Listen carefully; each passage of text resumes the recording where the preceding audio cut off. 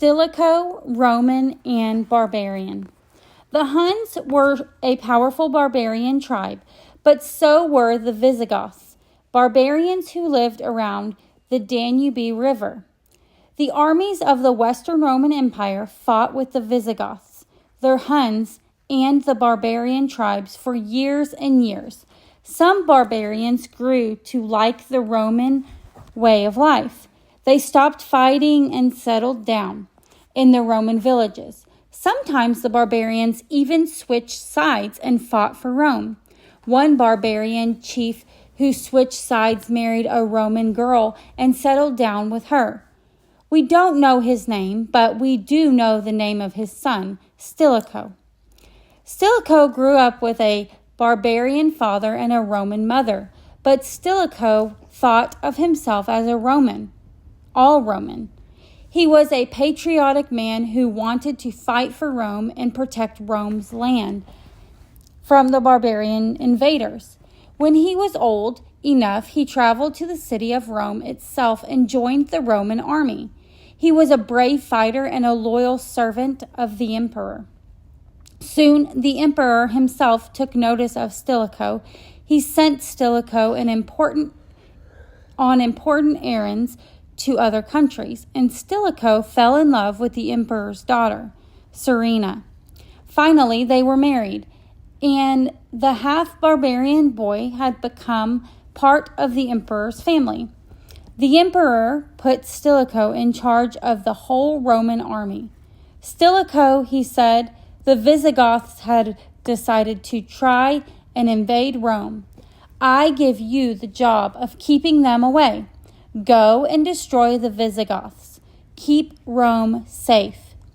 Stilicho accepted the job. He marched his army out to meet the invading Visigoths.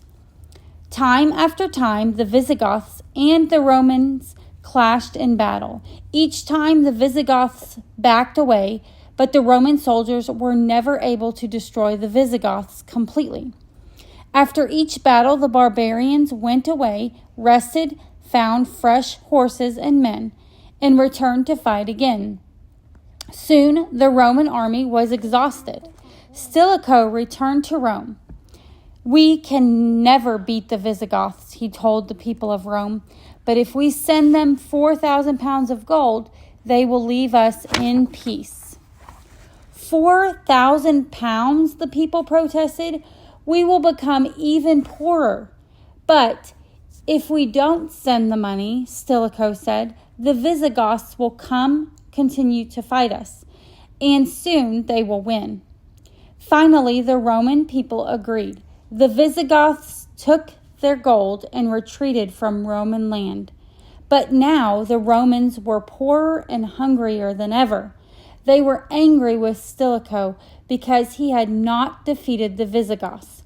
They resented him because they had been forced to pay gold to drive the Visigoths away. Soon, people began to whisper about Stilicho. He didn't try hard enough to conquer the barbarians, they murmured.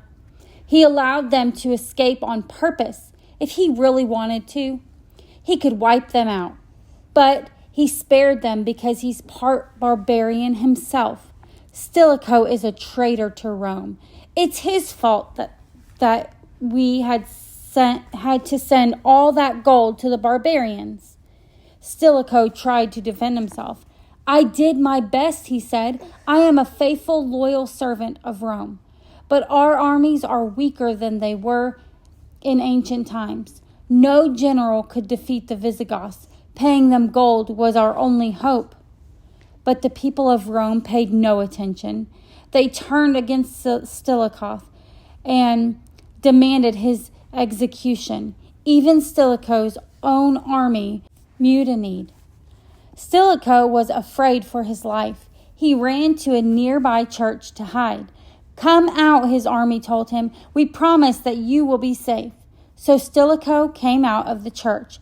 But as soon as he appeared, his own soldiers grabbed him and said, the emperor has ordered you to be executed. Stilicho's servants were still loyal to him. We will fight for you, they cried, but Stilicho refused to allow this. "Let us have no more bloodshed," he said. "I will abide by the emperor's command." So Stilicho was beheaded. After his death, many Romans regretted his execution. He was a faithful Roman, they said, and he was our best defense against the barbarians.